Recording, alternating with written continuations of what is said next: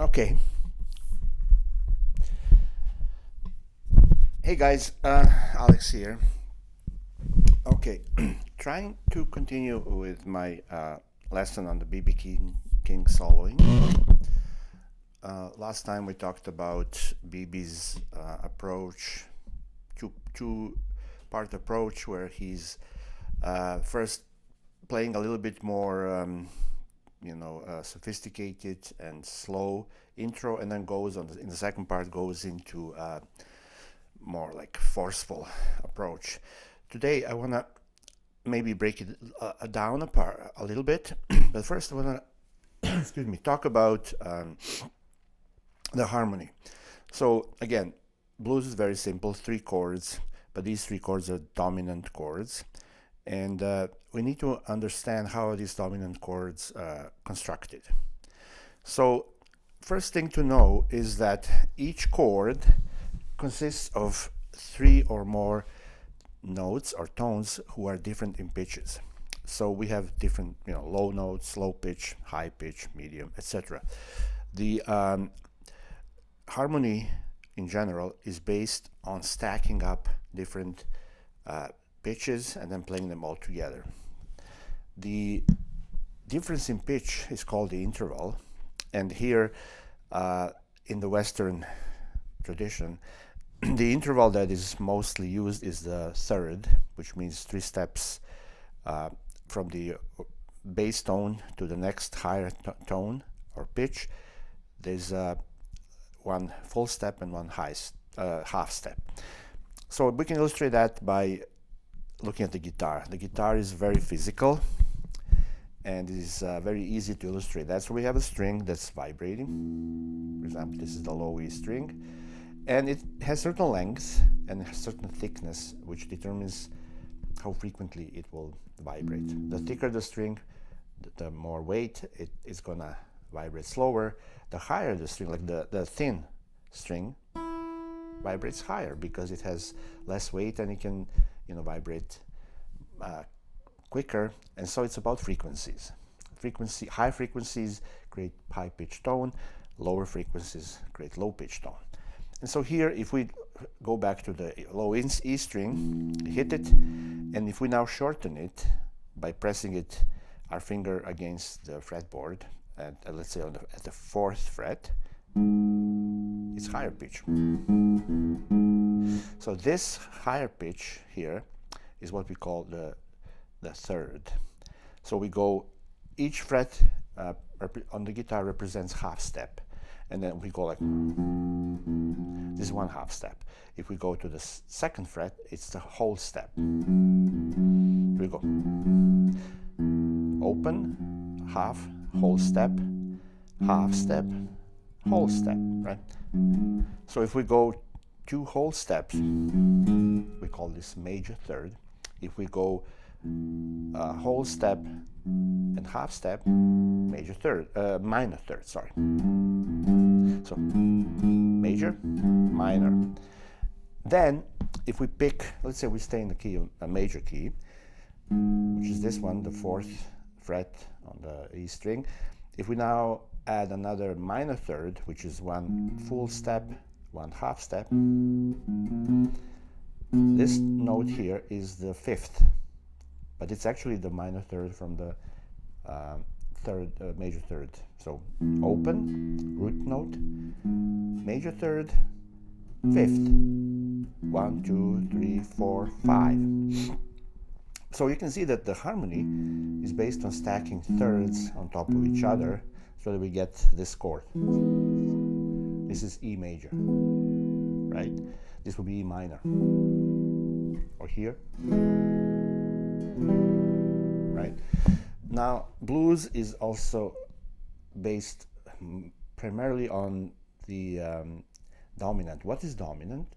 Dominant seventh. It's when we reach the fifth here, which is this note, we now stack on top of that, add another minor third. So from here we go whole step, half step, and we get this note here that is flat 7. So the 4 different notes on the dominant chord are root, major third, fifth, flat 7.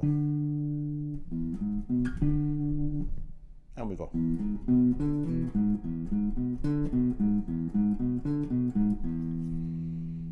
Which is this.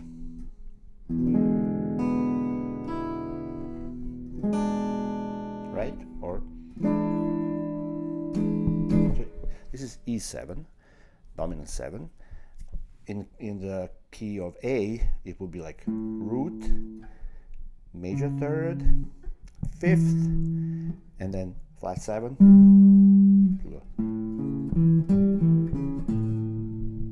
In the key of D, it will be root, D, major third, and then flat 7. So we go like, sorry, I made a mistake back, but so root, major third, fifth, flat 7.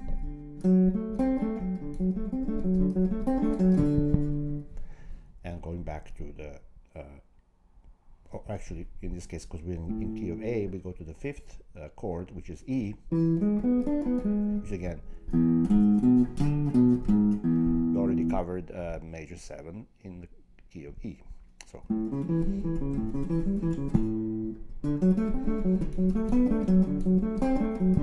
sorry about mistakes. I'm not good at talking and playing. So anyway, so basically 3 chords. Each chord consists of 4 different notes, and these notes are stacked as thirds, major or minor. Now, when we're playing the blues, if we're comping, we don't have to necessarily voice all 4 different notes. And usually we choose, depending on the song, but we choose the root, we choose the third, major third, and we choose the flat 7. We can skip on the fifth. I mean, we can do it like this. But usually we simplify by saying, you know, kind of outline the. And then same is with the 4th chord, which is in this case D. And then same is with the 5th chord, E. But that's just, you know, starting point, and we can mess with it and add all kinds of things. But the basics are, you need to have the root, you need to have the third, major third in each chord, and then you need to have flat 7. Now in some cases we can also skip the root and we can play just the flat 7 and major third. Just 2 notes, 2 different notes. So this is flat 7, this is major third.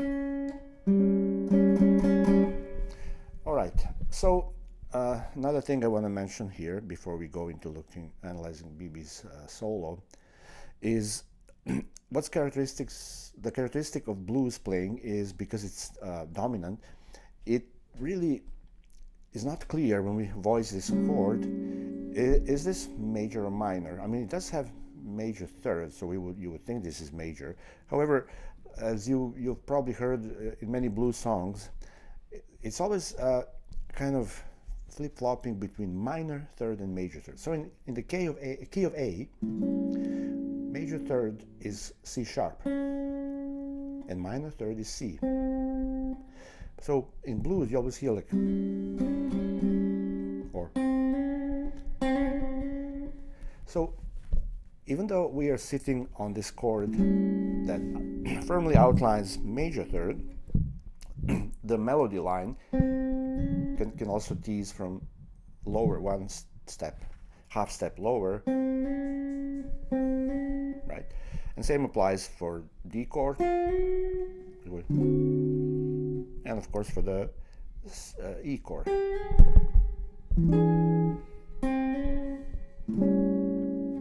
That's one thing. Another thing is so-called blue note. What is a blue note? So oftentimes we hear that melody may be starting on flat, or sorry, minor third, C in this case,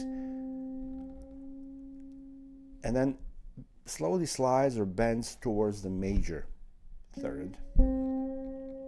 See, it kind of goes out of tune. It tries to reach, kind of attempts to reach the major third, but it never gets there. And that tease is what creates this bluesy feel. Therefore, it's called a blue note, right?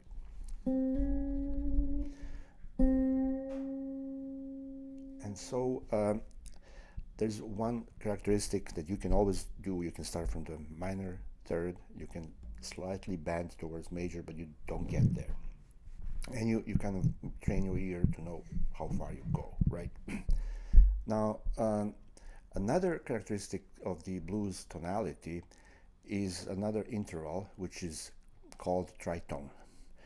And I'll quickly explain. Tritone is the interval that sits perfectly in the middle of root note and octave. So if we have E, an octave up high is here. If we count 6 steps, 1, 2, 3, 4, 5, sorry, open 1, 2, 3, 4, 5, 6, stop there, and let's go from here 1, 2, 3, 4, 5, 6. This note here is smack in the middle. This note is B flat, and so this interval is called tritone, sometimes called also flat 5. Tritone sounds like this when we go from root to tritone. This interval, when voiced together, creates tension. It does not sound very like it's releasing. It's creating tension, right? Especially, and then we go. So these two devices are used a lot in blues, and we will illustrate in what BB is doing by looking at how he's leveraging those devices. And you will hear also that BB is throwing some other intervals, but one step at a time. Let's first look at how is he dealing with what we know so far, which is basically intervals stacked on top of each other, played at the same time, and then the soloist is kind of moving along and navigating those notes. And when the BB opens like this, see? So the opening phrase is already kind of teasing between, because it's in the key of A, right? Teasing between minor third and major third. So it goes like.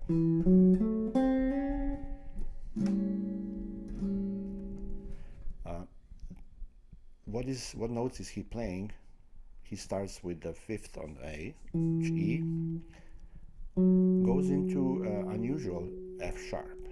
Now F sharp is nowhere to be found in the dominant A chord. And yet he plays it, and it sounds like this.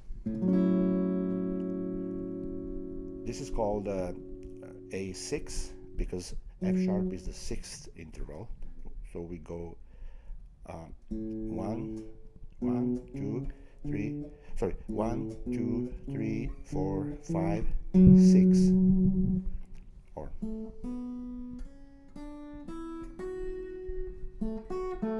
this is the 6th interval, and BB play. Why is he doing that? Because it adds a little bit of sophistication, a little bit of jazzier feel, and that helps create this more relaxed, kind of laid-back vibe. And BB does not really dwell on that note. It's kind of like a passing note, but it's not just being quickly passed. It goes like. So he outlines A chord. Next thing he does, he goes like, because this is so-called the quick change. We go from 1 to 4 back to 1. So this is 1. Then he goes.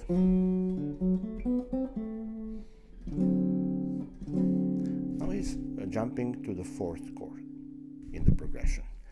How is he doing that? By the 4th chord is D, which means root, major third, fifth and flat 7, right? So D, F sharp, A, C. So he's going. So he slides quickly to F sharp, the 6th, back to the root, and then outlines the arpeggiates, outlines the triad and adding. So this is the triad, right? But then he now aims at the flat 7, which is C, but he doesn't go like, he goes like, so he goes from B to C. What is B? B is, again, the 6th interval for the chord of D. So basically he's hinting at D6. D6 is a bit more jazzier, you know, a bit more sophisticated chord. He's not dwelling on it, right? He's just going like, just quickly hits a B, goes up to C, and lands on the root, on the 5th of the D, which is A. So again from the top.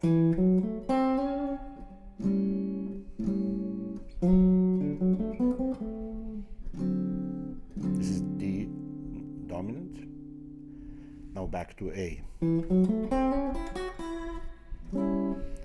So now pay attention how this time around he's changing the phrasing. He started deliberately with even steps. Every note same duration. Then now when he goes back, he speeds up a little bit, picks up. So again, he's going from E to F sharp 6 in the key of A, root.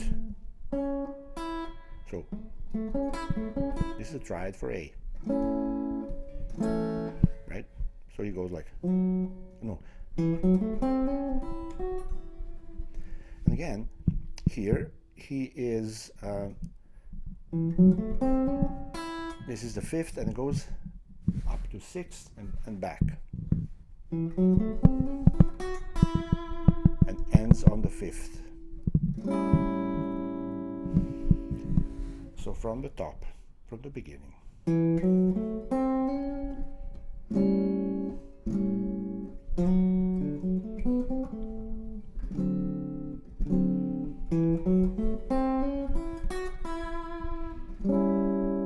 So pay attention, we go a bit faster now.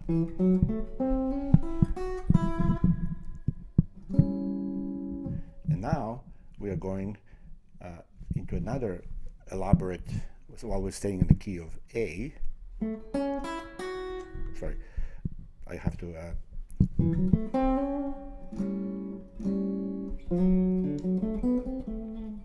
D, A.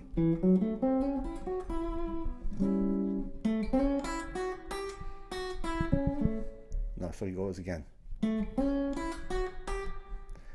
So outlines the A triad, which is A, C, E, but he's not going, he goes, slides from minor third to major third. So A slides to C sharp, 5th, and goes up to 6th, and then reaches the flat 7, which is D, and then walks back down. So climb up. I hope you can see what I'm doing here. Basically, you're going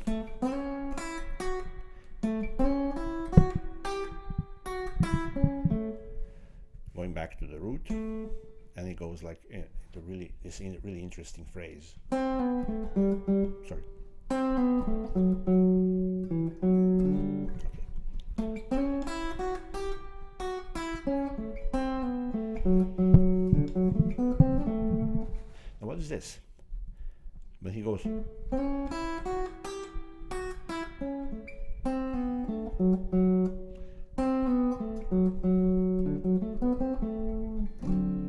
so he's now anticipating the D chord and going into flat third, down to the sixth of the D chord. So this is now fifth of the D chord, major third of the D, root of the D,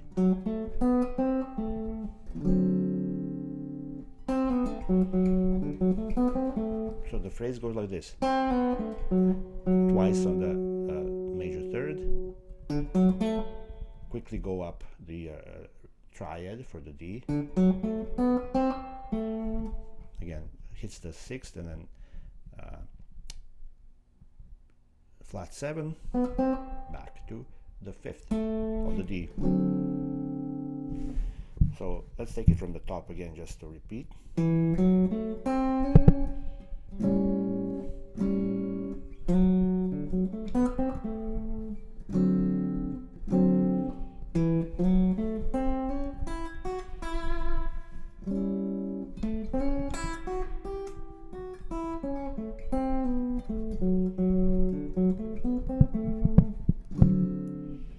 Okay, so far you can learn this. Now goes a really interesting, very interesting part where he goes like. What is this? It's very jazzy. So he goes from A up to E, which is the fifth, and goes E flat. E flat is very strange sounding here. This is the chord. This is E flat 5, E7 flat 5, jazz chord. BB's, playing a little bit of jazz, but it's in, a passing note, so it goes like. So he's going down the scale and goes through.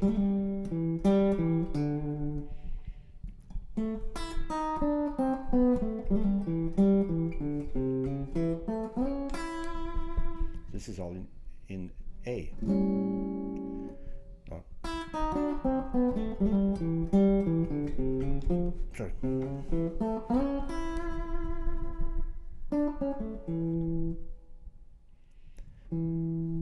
Okay.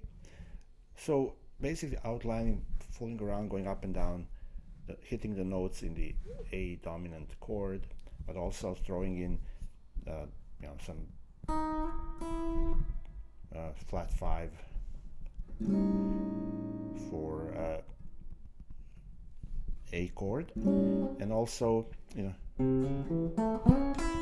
this is also in A dominant, goes from C to C sharp, flat third, minor third to major third, fifth, root, and then slides all the way up to major third. Lands on the fifth,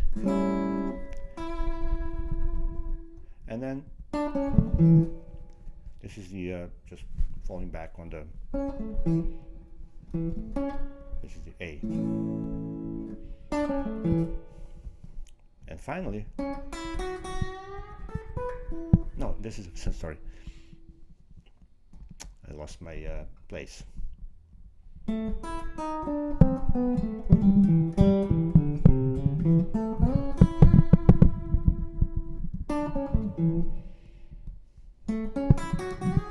Now, he's now moving into the fifth chord, which is E, and he's outlining by jumping through the triad, the A triad. This is A, and also mentioning the sixth interval. And now he's sliding up to the G sharp, which is basically major third of the E.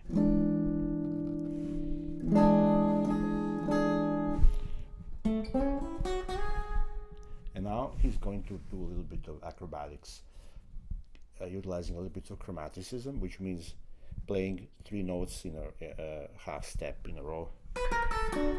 You know, he's going on. So I'm going to explain. Going up to major third for E, and then hitting the fifth on E, but quickly going like this. Sorry.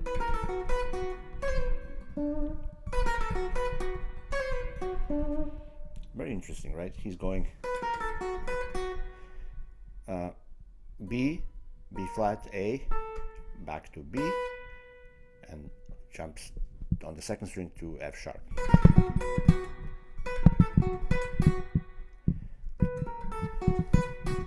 And then goes two frets up on C sharp to C sharp, and plucks C, and then pulls off, plucks C sharp, pulls off to C, pulls off to B.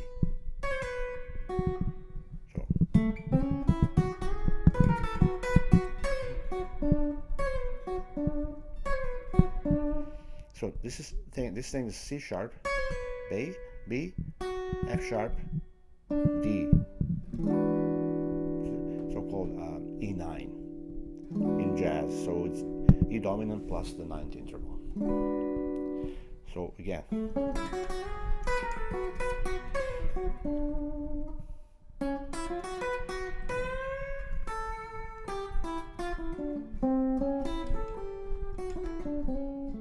Okay, I've improvised a little bit, but he finishes with this. So again.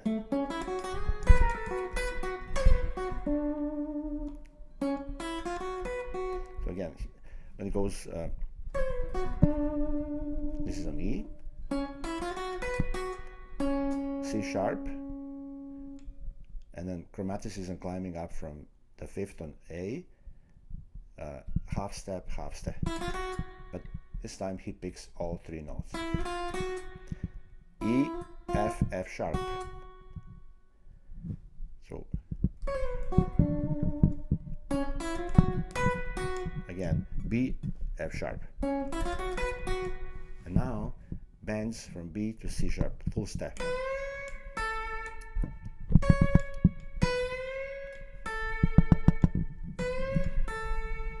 And so it goes like, and it finishes off with.